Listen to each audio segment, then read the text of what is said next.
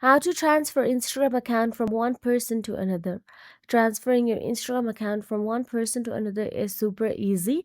Your account is cloud based, not tied to one device. Just log in on the new phone, and here is how to do it. First of all you have to do is open the Instagram app on your new phone. I do not have another phone for now, so I'll just show you the tutorial on my current phone.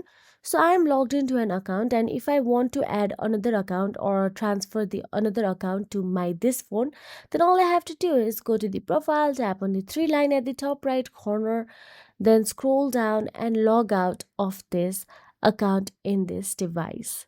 So this is how easily you get out of this account. Now you will be navigated to the login page of the Instagram once logged out. So here you can see the login option available. Enter your username, email or phone number and password. So this is how easily you can transfer your account from one phone to another. If you found this video helpful, please like, share and subscribe, and thank you so much for watching.